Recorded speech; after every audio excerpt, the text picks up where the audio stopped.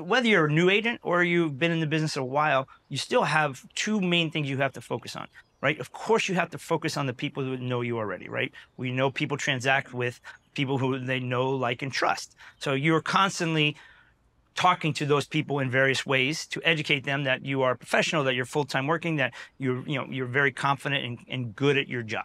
That's part one. But the other part that a lot of people miss is that you constantly need to be adding to that pool, right?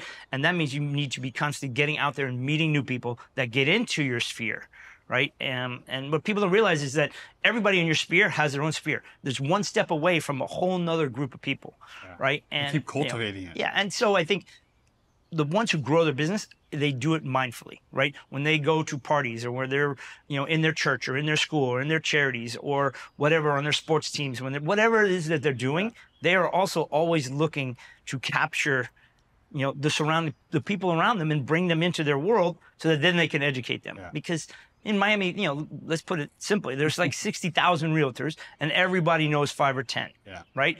And so your job is to distinguish yourself amongst those. And that's in your sphere. You constantly have to be touching them and constantly have to be adding value to them so they look at you a certain way. So finding new people to bring into your world is just as critical as understanding and working with the people that already know you. And I think we get this question a lot. Where do I go? What networking group do I join? I think they missed the boat, right? Like going to the school event is technically could be networking and could be your whole thing. Some of the best realtors in Miami built their careers on coming out of with who they met at their kids' schools. Green Street is yours, right? Like that's like those are things. It's just opening your eyes to where you already are. You don't necessarily have to go crazy and join 10 organizations, and because then you're surface level, right? You've got to make sure where are your feet today, and who is around you that you really haven't cultivated yet.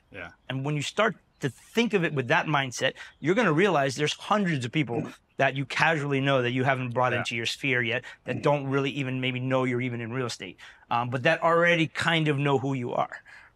Did you have a moment where you, like, that was that an aha moment for you in your career, or did you always know that? Like, what made you think, okay, this is how I'm going to grow my business and this is how I'm going to do it? Yeah, I was early on very fanatical about just getting more people into our sphere.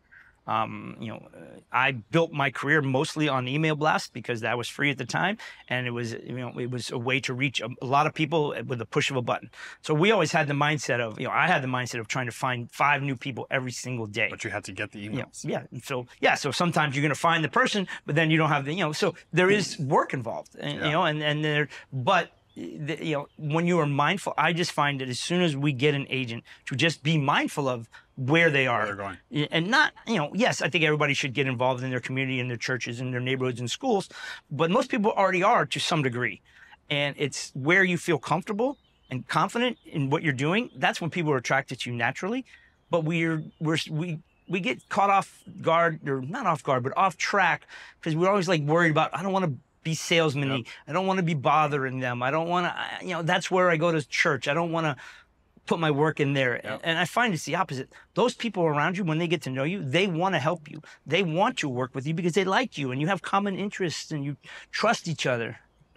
I think, we've seen some really cool and interesting deals from people when we've opened up their eyes. Like, everyone has their own life. Yes. Right? And not many people are sitting at home doing nothing all day. Right. Which means you're out and about, either somewhere with people, and when we open their eyes, like, that's an opportunity. That's an opportunity. Yeah, everywhere. Whether you're where you take your dry cleaning, or where you get your coffee every morning, or who's doing your nails, or what gym do you go to. We all move around, and we're exposed to so many people that we just don't really think about catching. And the thing is, you can't predict who is going to buy or sell.